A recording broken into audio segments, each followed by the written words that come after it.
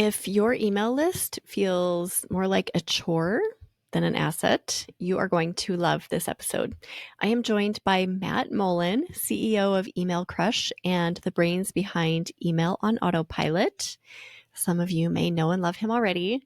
He will show you why food bloggers in 2025 should be loving their email lists and how to make that happen. We talk about how often you should be hitting send, the real reason behind your emails, why you're sending them in the first place, the growth tactics that actually are working right now, and a game-changing new feature called gated print that will be coming soon. So keep your eyes peeled for that. Whether you're trying to sell products, drive traffic, or just build an unshakable connection with your people, Matt has the strategies to turn your email into your most powerful tool. Let's talk about your business. Tell us about Email Crush. What are you up to these days, and how do you serve food bloggers?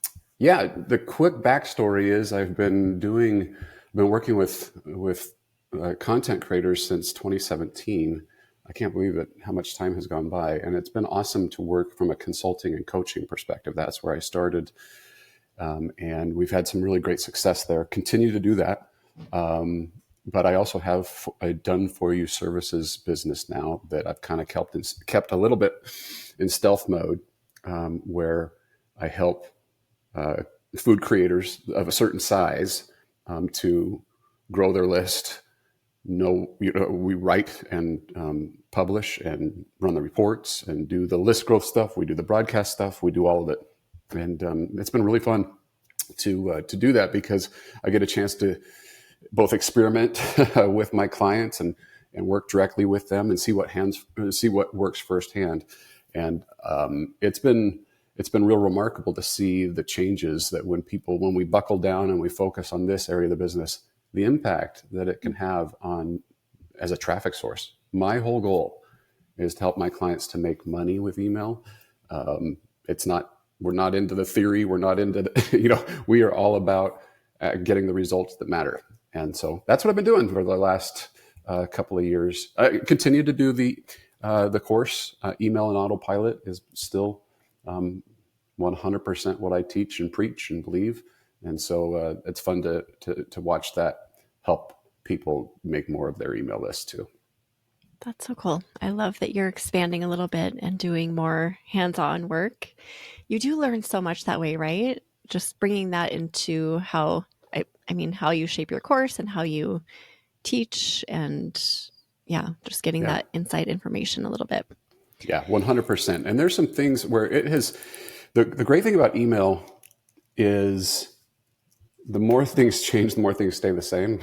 The fundamental truths are still what drive success. Consistency, as I'm sure we'll talk about, how much to send. These are principles that I've learned through trial and error with food. What will grow the list? These are the same. There's certain things that have popped up. We've had a few new hacks since you and I last talked, but for the most part, it's still the same functional process, the same strategies to grow as it always has been. It's just how do you find the time to do that? What's your system? What I've found is that most of my clients that either have success on their own or they have success by me doing it is that they simply just lack a system. And so much of what we do with content creation, with blogging, if you will, is built around a system. You can't crank it out if you don't have your mechanisms for constantly creating. And email is one of those things that most people they just haven't built that system of knowing what to do and replicate it over and over and over again. And so I think the benefit of working with many creators all at once and managing all of those is I get to prove it. I get to see it firsthand and find out what works in the specifics when you dive, when you go a bit more granular. So it's been very rewarding for sure. Yeah, that's so cool. I think that system bit applies to everything. If you don't have it in your system, it's so hard to put it in your system because we get so used to doing things the way we do things. But email is so important. We always say that. We said that in 2020. It's 2025 now. We're saying it again. It's still as important, almost more important now because of all the weirdness going on in our space.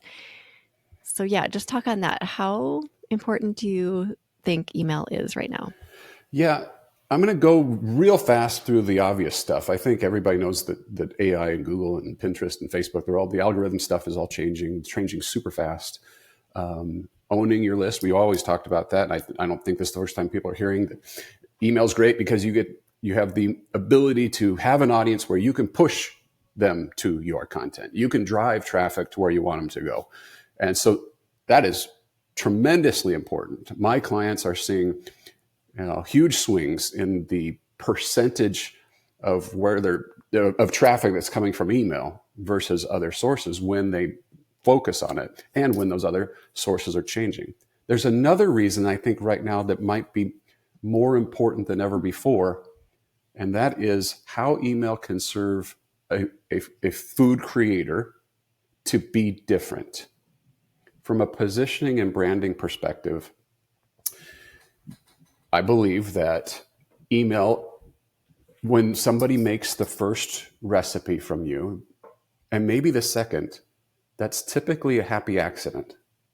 They stumble across you thanks to a Google search, or however they get there. And then maybe they'll make a second one. The brand, the logo, the headshot, the name of your website, I don't think that you really become their content creator until they've made the third and fourth and fifth, where it starts to stick. And ultimately, isn't that what we're doing right now, where with our lists? Inspire people to know what to make, solve their problems is what we always say. But in food, the problem that we're typically solving is not so much educational, usually. Sometimes it is, but usually it's inspirational. Make this now, and here's why. And if we can get them to click through and to make that recipe and tie in who we are and what makes us special, so that combination of those two things, that's branding, that's positioning. And one of the things that many of my clients struggle with a little bit is what sets them apart and what makes them different. So, positioning is the real estate that we occupy in their mind. Who are we to them?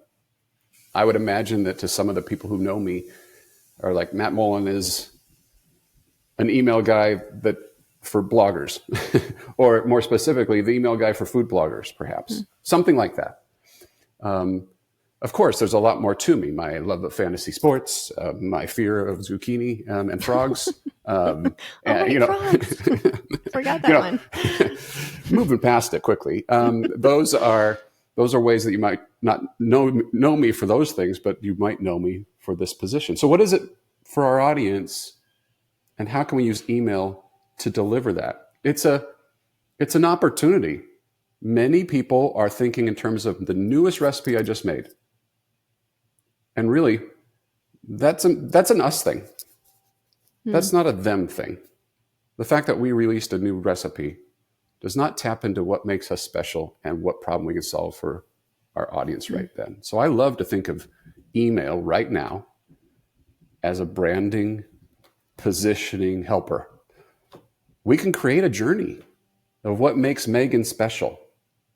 What makes your brand of recipes different from everybody else's?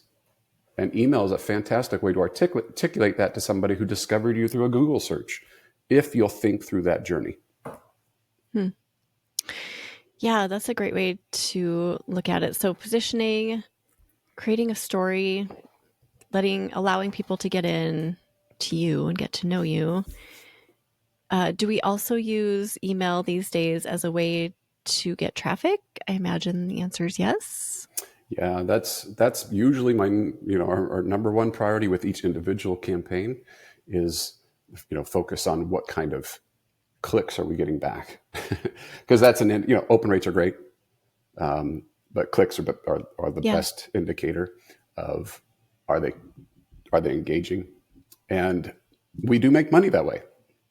Raptive and Mediavine and other ad networks, they show us, or when they show ads, when somebody lands there, we win.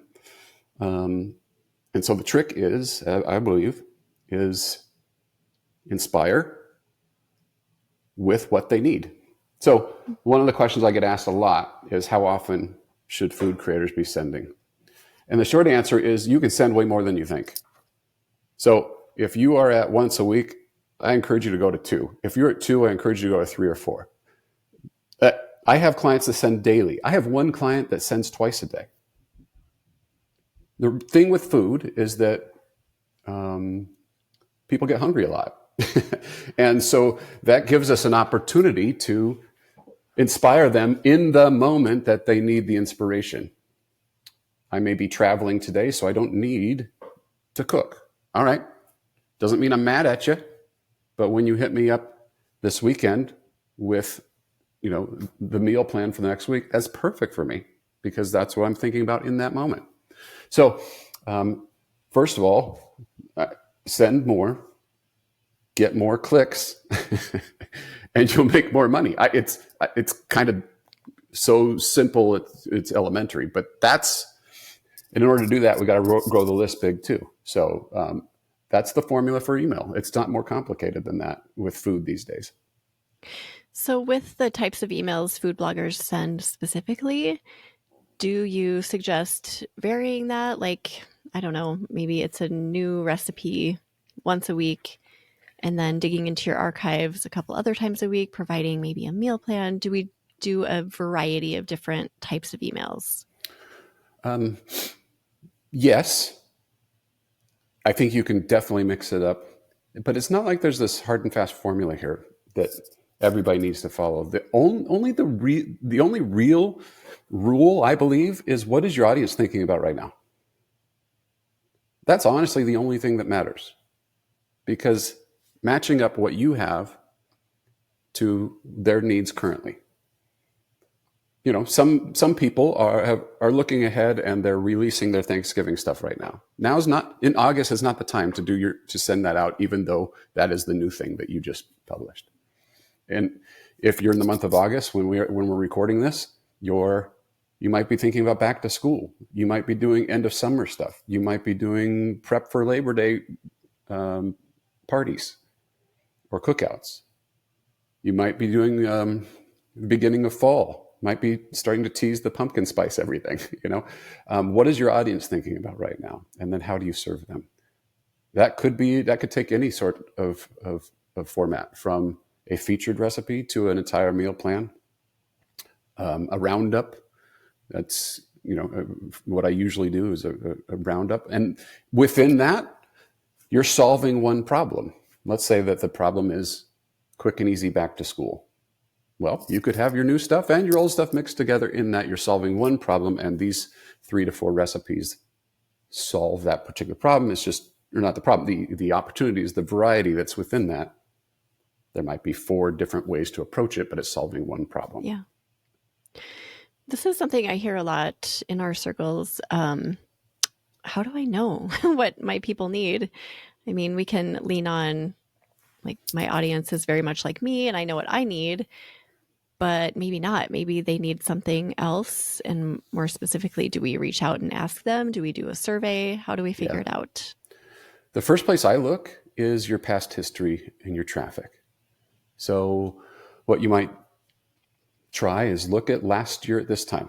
Now, I know that this year is not last year, but there are a lot of similarities. And quite often I find that your sources of traffic, whether they go up or down, they still tend to be centered around your clusters of expertise, and your traffic may reflect that.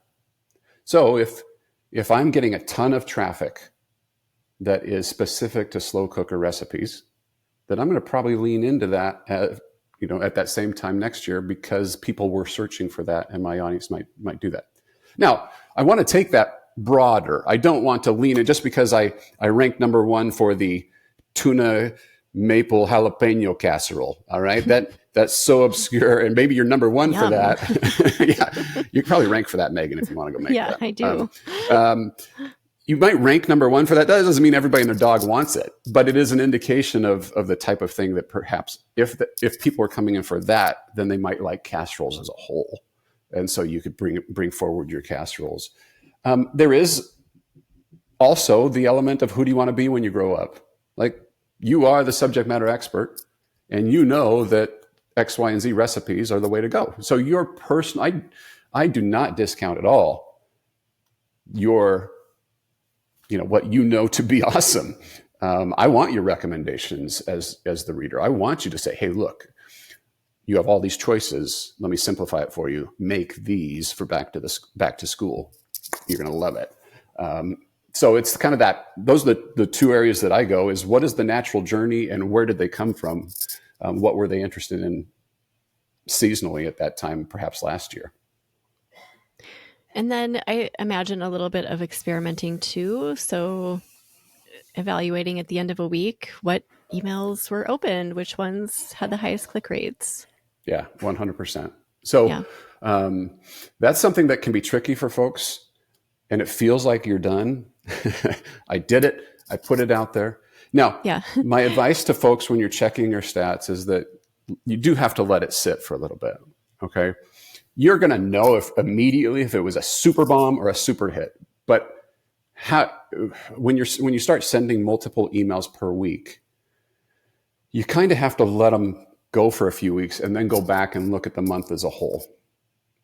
The way that I would do that is, now I'm getting into a little bit of the weeds here, but maybe this will help somebody out there, is that I'm going to look at stuff that's a month old. I may look at, if I'm sitting here in August, I'm going to go back and look at perhaps July's campaigns because enough time has passed.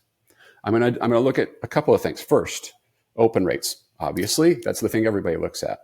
Is there a pattern with the type of subject line or theme? Second, I'm going to be looking at the clicks, total clicks. Not click rate, although click rate is an indication, but I'm going to be looking at total clicks. And I'm going to find the ones that are highest, and I'm going to go dig into them. And I'm going to try to decipher what happened. Why? Why did this get more clicks? Were there more unique clickers? Or did the same people just click more things inside of it? What was clicked? Do I see a pattern there? I want to learn from those things because here's the thing you can do. Nobody believes me on this. You can repeat that bad boy sooner than you think. All right. You don't have to completely reinvent the wheel with your emails. Once you kind of find a few things that work, you can roll it out again. Maybe change the theme a little bit for the season, change the subject line so it's not the same thing. Maybe swap out a couple of the recipes in there. But if you land on something that does well, I'm bringing that back every few months in some way, shape, or form, if not more frequently, depending on how often I'm emailing. And the reason for that is email math. People, if you took, let's say you had a 50% open rate, that means half the people that got the email never opened it. If you had a 10% click-through rate, that would be fantastic for food. That means that 90% of people that received that email did not click anything. That's a lot of people. Does that mean they hate you? No, that's just the way the email math works. So we fixate a lot on, do I have to make this brand new every time? That wasn't your original question, but as you think about what to send and how to test it, those are the things that I'm looking at. And then the action is going to be do more of that. I just lean into what has already worked. I guess I'm kind of lazy that way. And then I'll just rinse and repeat, because you'll find if it worked once, it usually works twice. Do you find that people are resistant to that, reluctant to resend something they've already sent? Yeah. The reason I emphasize that a lot is because most people, it's a common thing we do. We're looking at this stuff. It's all encompassing. Our content is our world. But the reason I bring up that email math equation is to point out it's not the world for our subscribers. It's important to them, but it's varying degrees of importance. Some people are very casual email subscribers. Some are diehard super fans that, we love. We love them all, but not everybody looks at our stuff the same way. I Yeah. venture to guess that your own mother does not have your entire catalog memorized, and so is not going to remember whether you sent the chocolate chip cookies a month ago or 6 months ago. They just don't know. And also, one of the great things about that is, let's say you had the world's greatest chocolate chip cookie. The danger of sending that again let's say in 3 weeks, 4 weeks, is that somebody's seen it. If they've seen it, they might like to see it again to remind them how awesome the cookies were, or that they'd wanted to make it to begin with. So in e-commerce, we call that abandoned cart, right? You were looking at that. We show it to you again. We show it to you again until you buy. It's kind of the same concept. Yeah. And if you do have the best chocolate chip cookie, which I do, by the way, I feel passionately about that cookie and I want to keep talking about it. And I think that shines through. People are like, wow, she keeps talking about her cookies. They must be really good. Yeah. No, that's super important. I'm glad you said that, because that is so overlooked. The stuff that we're passionate about, like if you take sending as serving, then how are you serving? The best way you can serve is like, I know this works.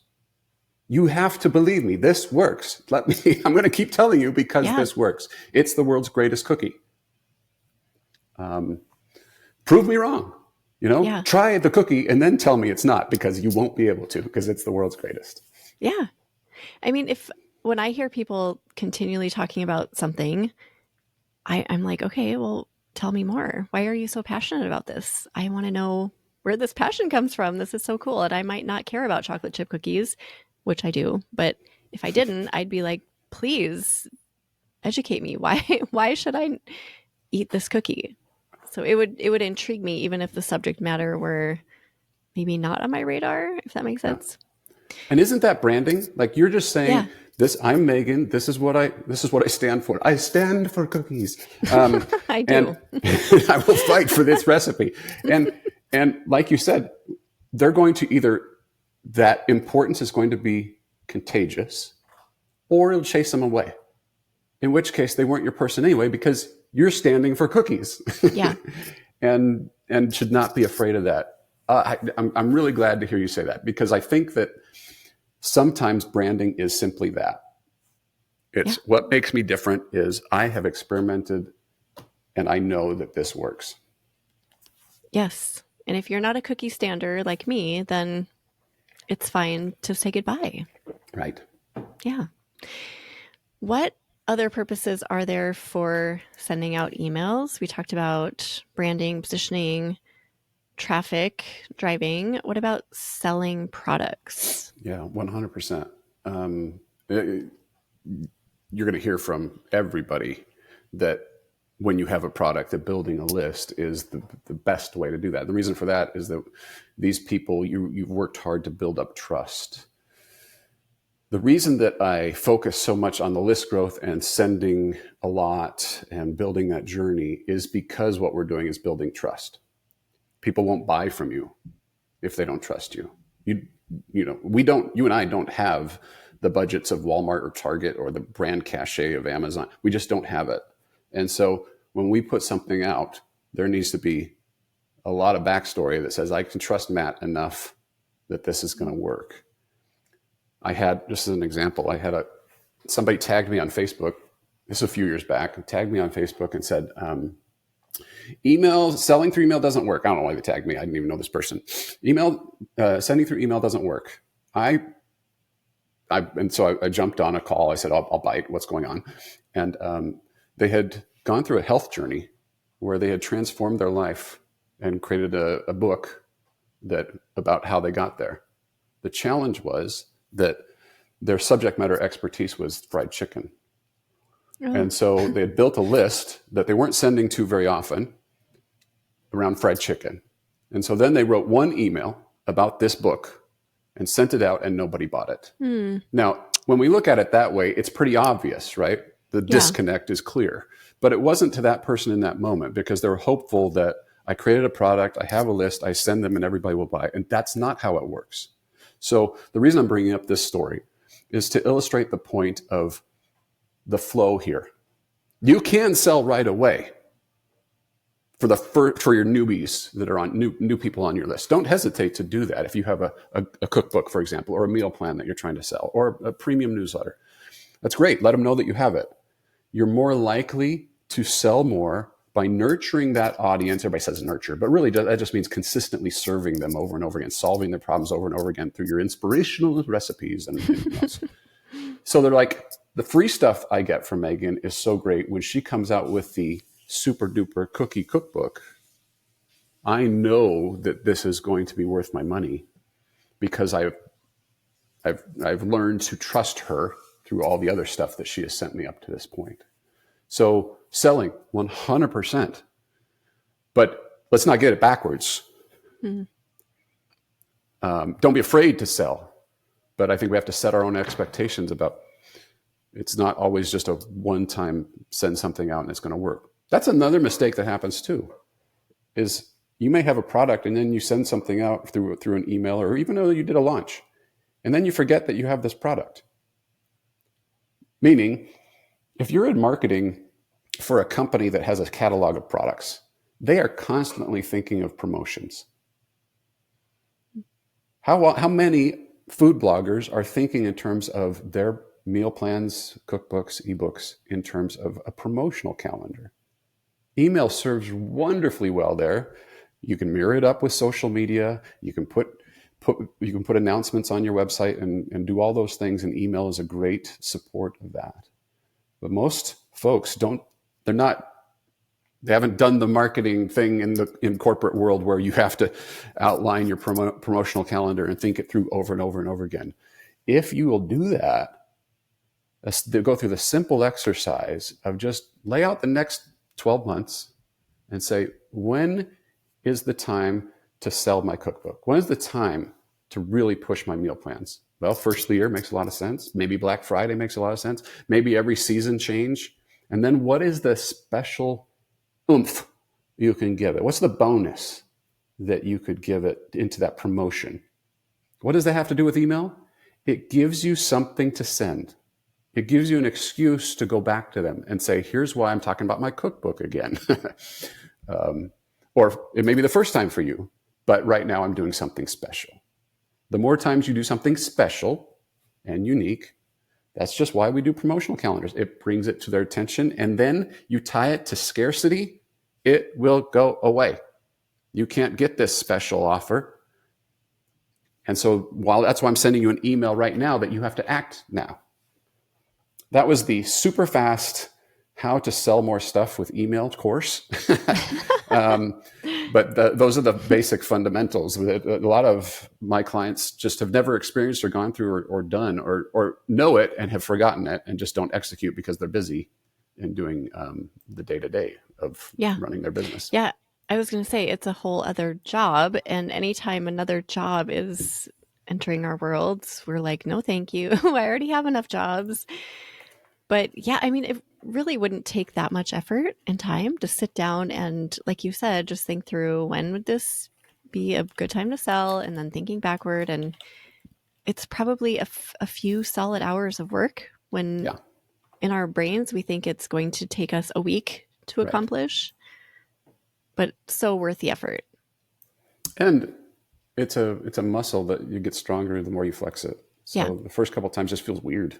I'm being so salesy right now, or I put together a promotion, and how do I exclude people who don't want to receive these and not annoy them? And there's all those things that you have to go through, but it's more of if this is for everybody. The reason that I'm bouncing this kind of hard is because many people right now are turning to additional sources of income. Yes. And they're creating products. So I guess that's my advice is this is not a one and done thing. You're not doing yourself any favor if you look at it that way. If you're going to invest the time to build the product, then plan ahead for the next year. Yeah. And people are so turned off by selling it, especially at first, like you said. But when you see it as you are offering something so valuable to the people who love you and want to know what you're offering, and they want your products or services or whatever it is, it transforms the way you see selling. You're not bugging them. If they're the right people buying something that's valuable from you, that's great. That's a great transaction. I think it increases the perceived value too. Like Yeah. this Oh, is yeah, important enough for me definitely. to charge for it. So Mm-hmm. this is not just anything that you can get for free anywhere. This is my secret sauce. And so that's worth more. I'm proud of it. And I know you'll love it. The way that I help kind of get over that imposter syndrome a little bit is step number one is get a ton of testimonials. So testimonials like email gold. Because when you're like, how do I sell this again? If I'm sending my list an email about email and autopilot course, instead, I could send an email and say, in here, you'll learn this, this, and this. It's more effective for me to say, hey, you're going to learn how to grow your list, but don't take my word for it. Listen to what Megan had to say when she increased by 5 billion% by implementing email and autopilot. And then, bloop, there's what Megan, right there. Okay. So testimonials just grease that skid, and you're like, hey, you don't have to trust me, trust them. So even if if it's a brand new product, this is why cookbook authors or book authors everywhere go get others to endorse those books before they go to market with them. So go get a bunch of testimonials, even if you have to plant the seed for, the email for free with some of your super fans so that they can check it out. The exchange for those testimonials is great. Second, the other thing that makes life a little bit easier is if it's a digital product, just give a money back guarantee and just save yourself the angst. This comes from personal experience of worrying about people stealing my stuff. Okay, they're going to buy it. They're going to steal my stuff, and then they're going to ask for a refund. What I found is that people just don't have time for that. I'm not that important. And so if it doesn't work out, and sometimes it doesn't with my course, life happens to them. They had good intentions. They get in there, it's not what they thought it was going to be. I just give them money back. No problem. Like, I'd rather you not out there saying, wow, this was not right. This vibrating negative feelings. My mom might read that. I don't want my mom to see that. So for her sake, I give a money back guarantee to just keep people happy.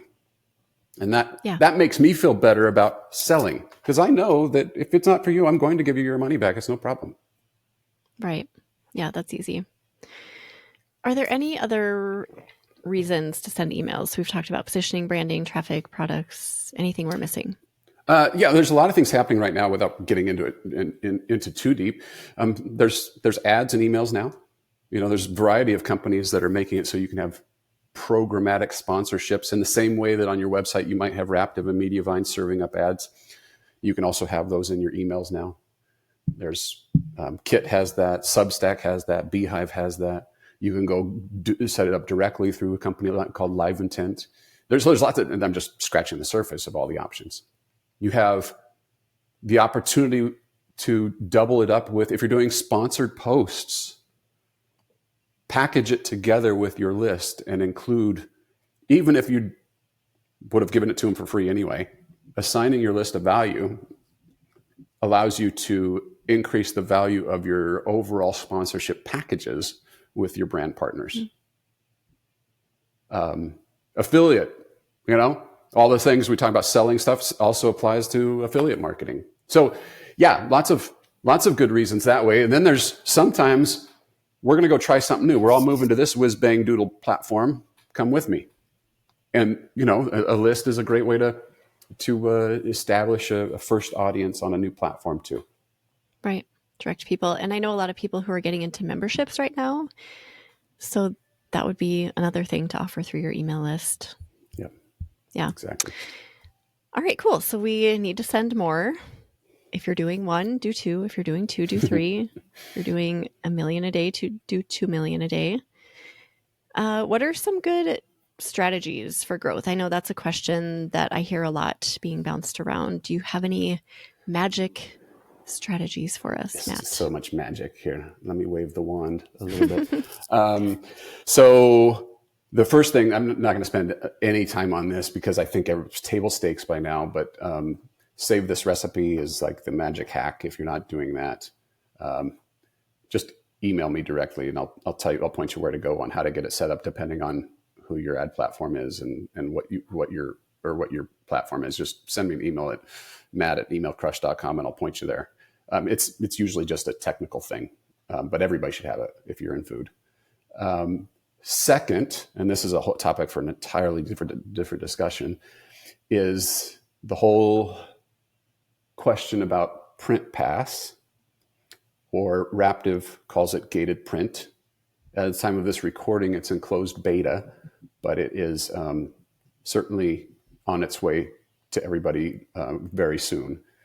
And for those that don't know what that is, it forces somebody to give you an email address if they want to print a recipe. This works great at growing your list. The big question I had, and when PrintPass came out from Mediavine a year ago, I was very much against it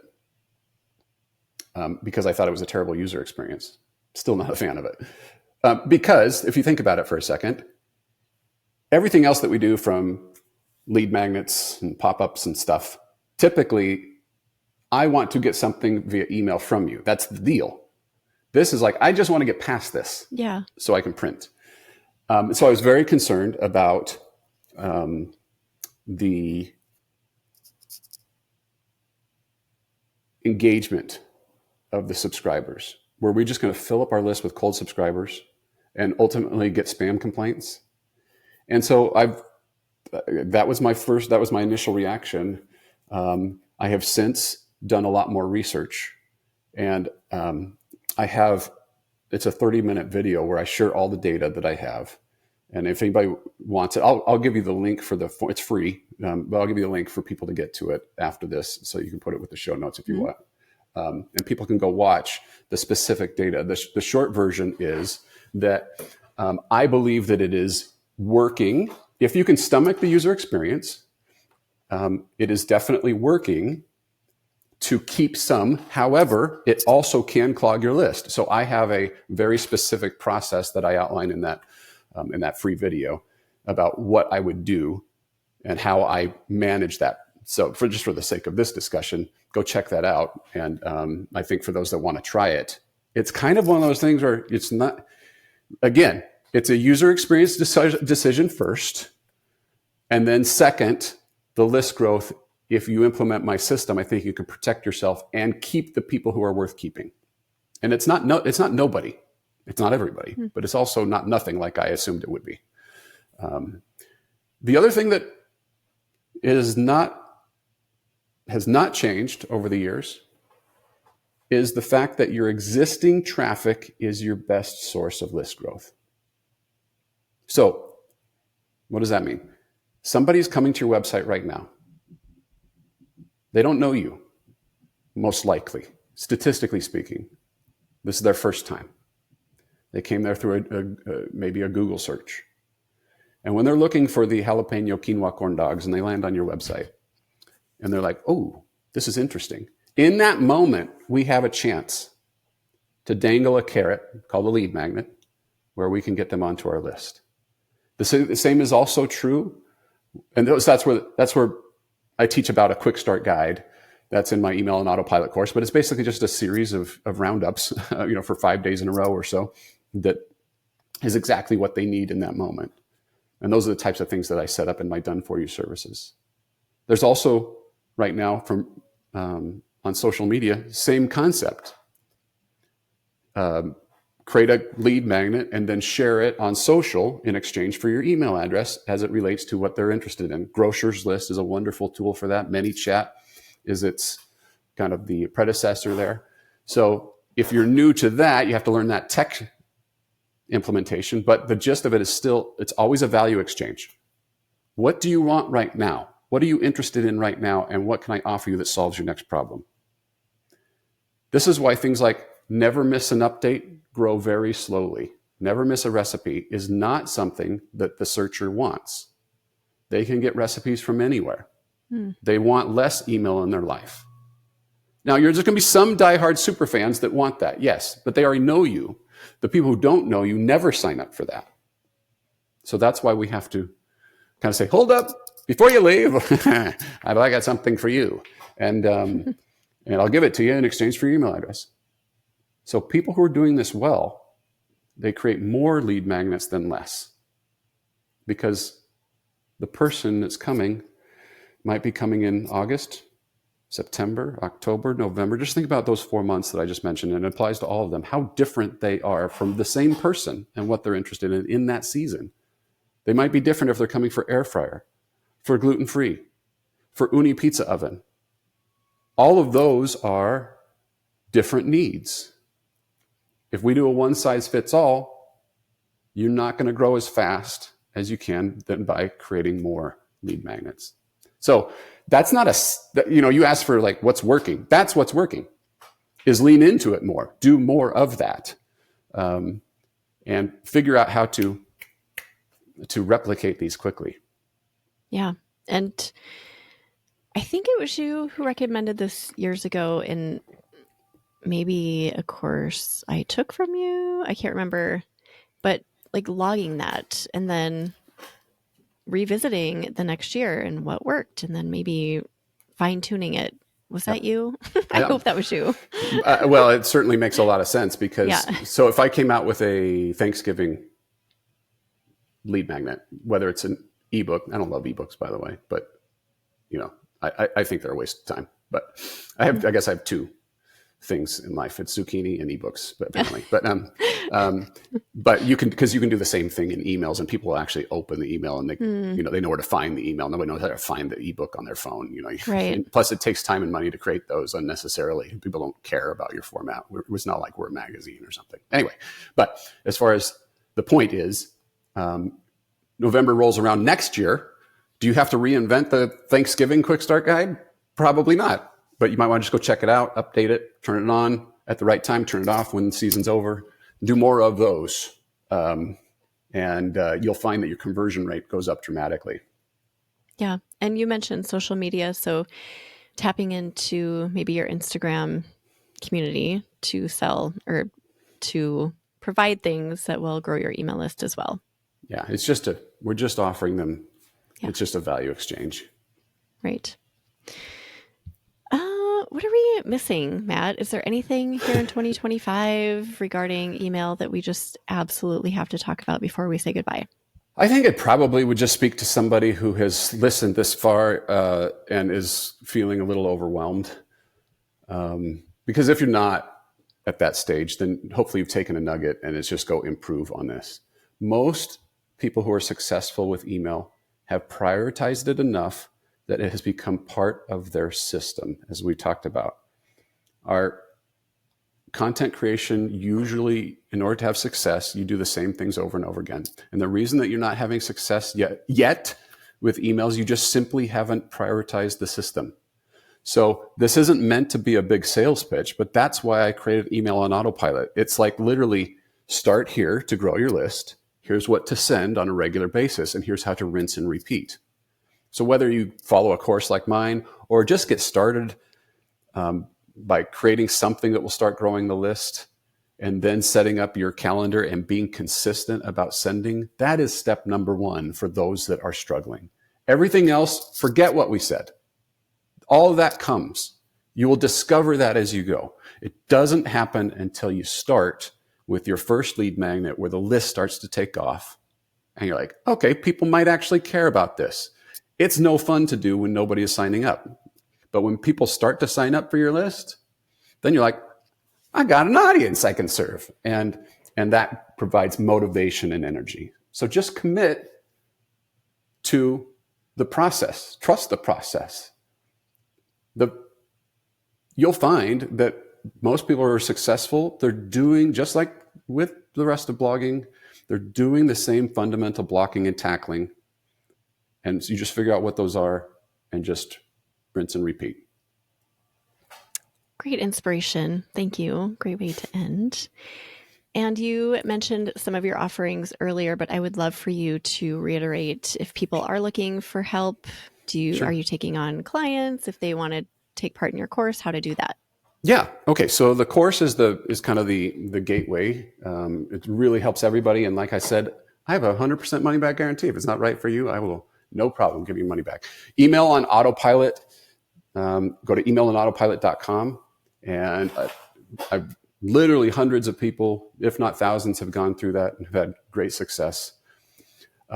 If you are looking for help with after you listen to the print pass gated print little video and you want help with that, send me an email. I'll share that. I have a little mini setup that I can tackle for you if you're using Kit.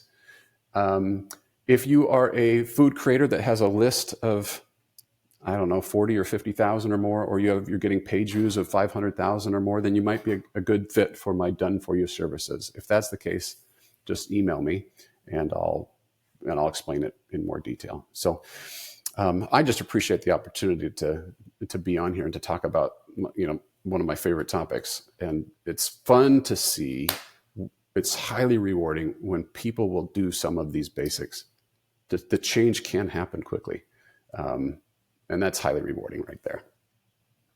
Well, your passion always shines through for email. So thank you for letting that shine here, and also for delivering so much value, and for Awesome. sharing about zucchini and frog. Okay, so I forgot, that was your last fun fact Yeah. that came to me as you were saying, as you said the word frogs. I was like, oh, right. Is that what I said 5 years ago? Yeah, it is.